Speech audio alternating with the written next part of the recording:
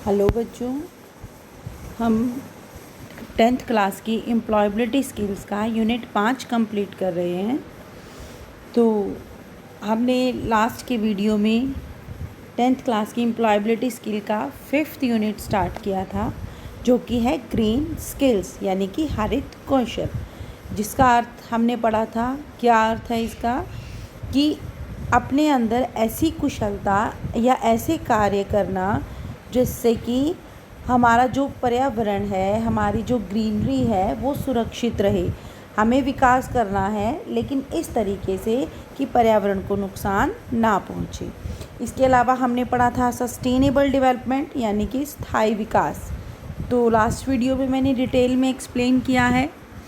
अगर आपको उसका मीनिंग समझना है तो पिछला वीडियो देखें।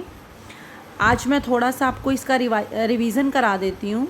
तो जो सस्टेनेबल डेवलपमेंट है या स्थायी विकास है वो क्या है कि जो स्थायी विकास है उसमें हम ना केवल अभी अपनी ज़रूरतें पूरी करेंगे, बल्कि हमारे आने वाली पीढ़ियों के लिए भी हम संसाधनों को, जो भी हमारे पास रिसोर्सेज हैं, हम उन रिसोर्सेज को आने वाली जनरेशन्स, आने वाली पीढ़ियों के लिए भी उन संसाधनों को सुरक्षित करके रखते हैं। तो हमें ना केवल अपनी करंट नीड्स यानी कि आज की ज़रूरतों को देखना है, बल्कि आने वाली पीढ़ियों की ज़रूरतों को भी देखना है।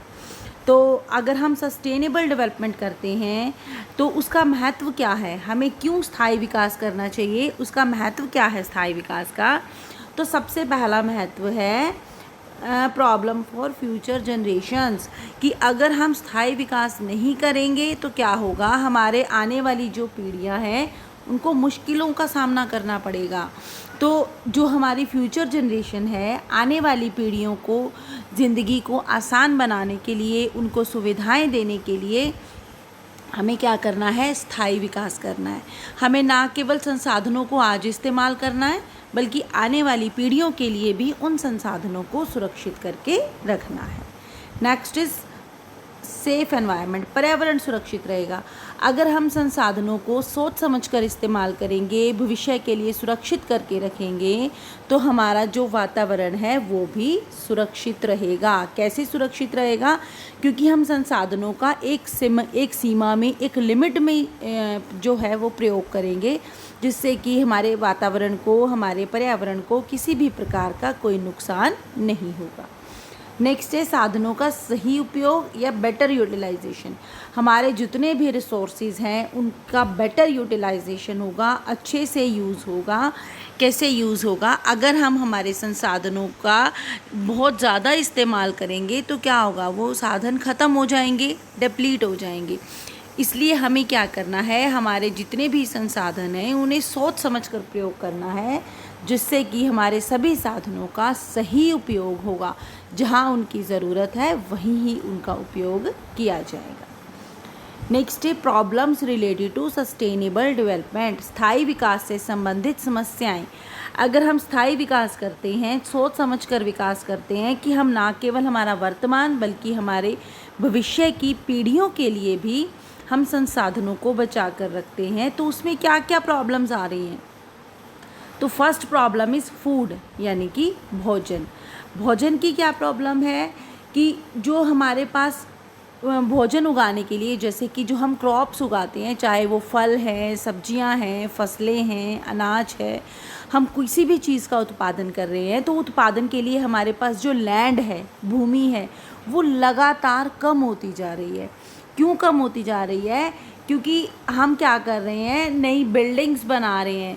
वो बिल्डिंग्स बनाने के लिए जो लैंड है उसको इस्तेमाल कर रहे हैं, जिससे कि कृषि करने के लिए, खेती करने के लिए या प्रोडक्शन के लिए हमारे पास बहुत कम ज़मीन बची है, और इतनी कम ज़मीन से हम अपनी भोजन की सारी आवश्यकताएं पूरा नहीं कर सकते। तो हमारी पहली समस्या क्या है? फूड की। क्यों?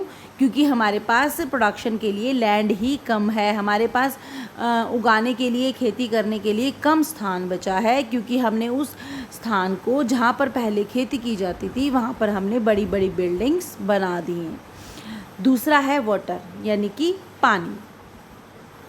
अब पानी की क्या समस्या है?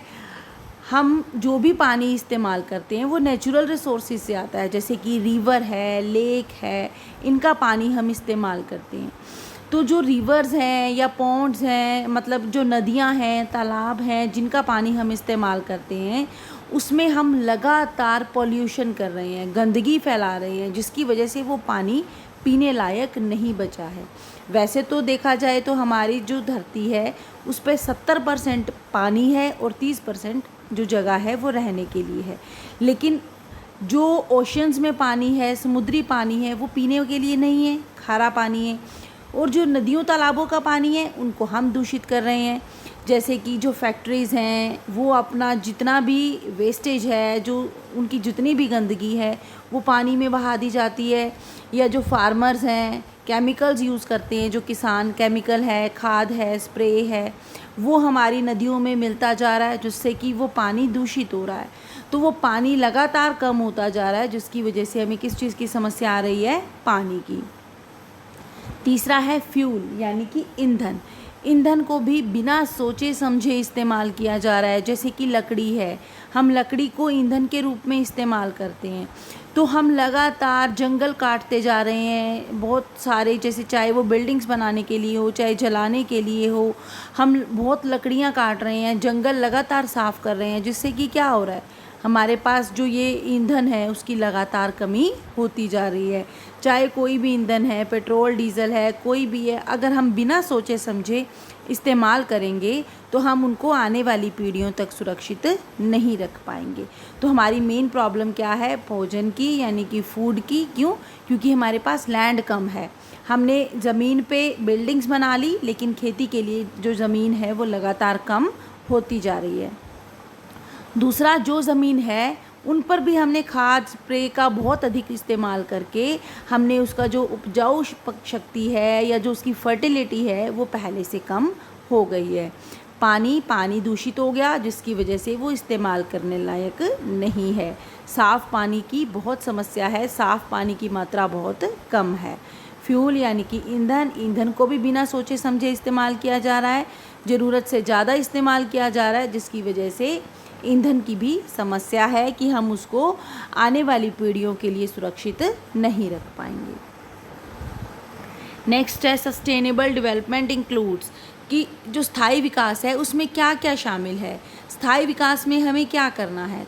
तो सबसे पहले है reducing excessive use of resources, यानी कि संसाधनों के अति उपयोग को रोकना। अति उपयोग होता है बहुत अधिक उपयोग, हमें संसाधनों को बहुत अधिक मात्रा में उपयोग नहीं करना है, वेस्ट नहीं करना है, जितनी ज़रूरत है उतना ही उपयोग करना है। जैसे कि पेट्रोल डीजल है, कई लोगों को आपने देखा होगा क्या करते हैं, अगर जाम लगा है, ट्रैफिक है, या वैसे ही गाड़ी में बैठे हैं तो भी गाड़ी ऑन रहती है, एसी चलता है, जिससे क्या होता है, पेट्रोल डीजल की खपत होती है।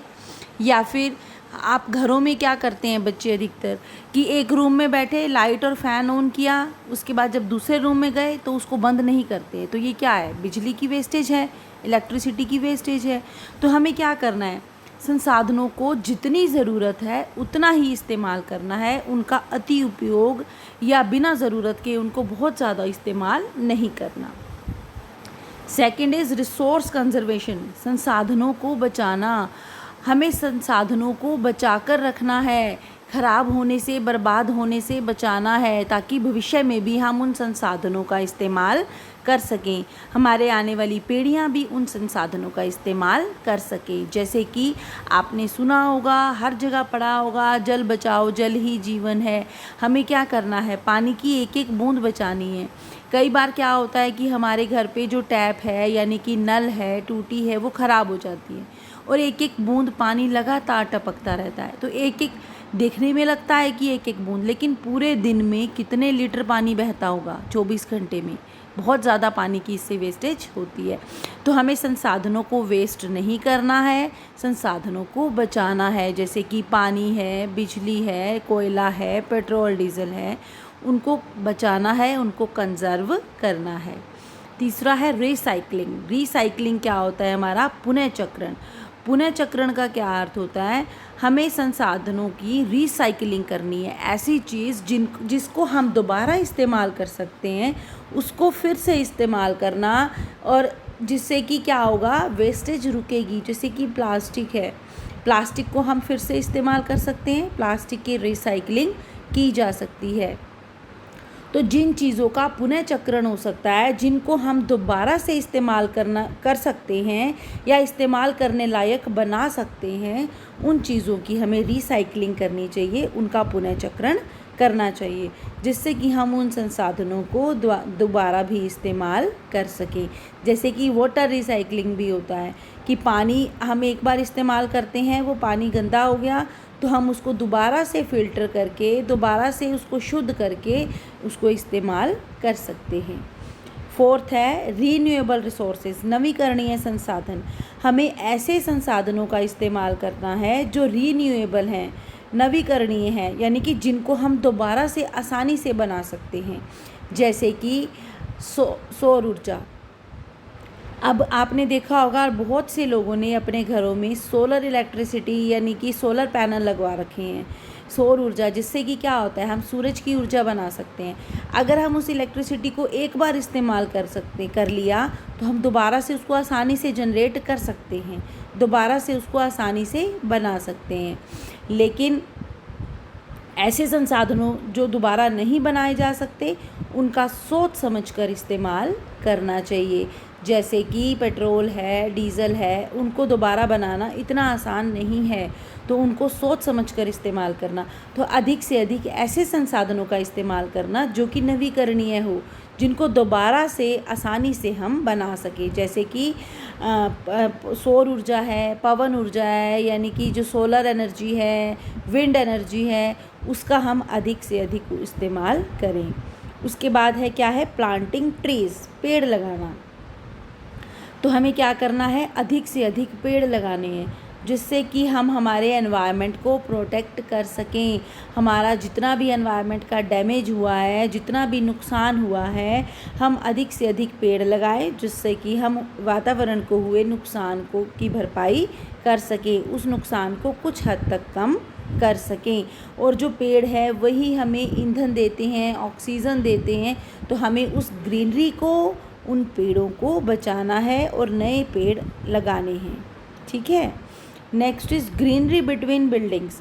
अब जैसे हमने लास्ट क्वेश्चन में पढ़ा था भोजन वाले में, फूड में, की समस्या है कि क्या है कि हम ज़मीनों को ख़त्म करके, हम कच्ची ज़मीन को ख़त्म करके, जंगलों को और खेती की ज़मीन को ख़त्म करके उनकी जगह बिल्डिंग्स बना रहे हैं। तो हमें क्या करना है, उन बिल्डिंग्स, उन इमारतों के बीच में भी हरियाली हम रख सकते हैं। जैसे कि 2 बिल्डिंग्स के बीच में थोड़ी जगह छोड़ दी जाए, जिसमें कि हम घास या पेड़ पौधे लगा सकें, या फिर घरों में हम ग्रीनरी ला सकते हैं, थोड़ी सी जगह छोड़ सकते हैं जहाँ पर हम पेड़ पौधे लगा सकें। अगर जगह नहीं भी है तो कम से कम हम गमलों में हरियाली ला सकते हैं। या आपने देखा होगा बेटा, जो बड़े शहर हैं, स्पेशली चंडीगढ़ वगैरह, तो वहाँ पर क्या है, जो चौक बनाए जाते हैं, चौक में जो सर्कल होता है, जो चौराहा होता है, वहाँ पर कितने सारे पेड़ पौधे या फूल हम लगा सकते हैं, जिससे कि देखने में भी सुंदर लगेगा और हम हरियाली को भी बचा सकेंगे। जितना हो सके हमें बिल्डिंग्स के बीच में, इमारतों के बीच में भी हरियाली लानी है। उसके बाद नेक्स्ट है एनवायरनमेंट फ्रेंडली मटेरियल। हमें ऐसा मटेरियल, ऐसी सामग्री का इस्तेमाल करना है जो एनवायरनमेंट फ्रेंडली हो, पर्यावरण के लिए सुरक्षित हो। जैसे कि पॉलीथीन है, पॉलीथीन हमारे एनवायरनमेंट के लिए हार्मफुल है, पर्यावरण के लिए सुरक्षित नहीं है। तो हमें क्या करना है, पॉलीथीन का इस्तेमाल नहीं करना, पॉलीथीन को इस्तेमाल करना बंद करना चाहिए, और उसकी जगह क्या, कपड़े के बैग, जूट के बैग या कागज़ के बैग का इस्तेमाल करना चाहिए। तो ऐसी कोई भी सामग्री जैसे कि पॉलीथीन है, प्लास्टिक है, उसका इस्तेमाल या तो नहीं करना चाहिए या फिर कम से कम करना चाहिए, जिससे कि हम पर्यावरण को बचा सकें। Next is environment friendly technology. हमें ऐसी टेक्नोलॉजी, ऐसी तकनीक का इस्तेमाल करना चाहिए जो एनवायरनमेंट फ्रेंडली हो, पर्यावरण के लिए सुरक्षित हो। कुछ तकनीक ऐसी होती हैं जिससे पर्यावरण को बहुत अधिक नुकसान पहुंचता है, प्रदूषण होता है, लेकिन कुछ तकनीक ऐसी होती हैं जिससे कि पर्यावरण को कोई नुकसान नहीं पहुंचता, सुरक्षित रहती हैं। जैसे कि अगर हम सोलर टेक्नोलॉजी का इस्तेमाल करते हैं, सौर तकनीक का, सौर ऊर्जा का इस्तेमाल करते हैं, तो उससे हमारे पर्यावरण को किसी भी प्रकार का कोई नुकसान नहीं होता। अगर हम पवन ऊर्जा यानी कि विंड एनर्जी का इस्तेमाल करते हैं, उससे भी पर्यावरण को कोई नुकसान नहीं पहुंचता। तो हमें ऐसी टेक्नोलॉजी, ऐसी तकनीक का इस्तेमाल करना चाहिए जिससे कि हम पर्यावरण को बचा सकें, पर्यावरण को कम से कम नुकसान हो। तो बेटा ये थे आज जो हमने करे हैं कि जो आज हमने क्या क्या पढ़ा है कि सबसे पहले तो स्थायी विकास का महत्व, क्या महत्व है, उसके बाद स्थायी विकास में क्या क्या समस्याएं आ रही हैं, भोजन यानी कि फूड की समस्या, वाटर की और फ्यूल की यानी कि ईंधन की, और उसके बाद है स्थायी विकास कैसे कर सकते हैं, उसमें क्या क्या शामिल है। उम्मीद है आपको ये क्लास आपके लिए फ़ायदेमंद रहेगी, आपको अच्छे से समझ में आया होगा। आप अपने व्यूज़ कमेंट बॉक्स में दे सकते हैं। अगर आप कुछ और टॉपिक भी करना चाहते हैं तो वो भी आप कमेंट बॉक्स में लिखें, आपके कमेंट्स पे ज़रूर ध्यान दिया जाएगा और वो टॉपिक आपको ज़रूर से ज़रूर करवाए जाएंगे। और अगर आपको ये वीडियो पसंद आया then like and subscribe this channel. Thank you.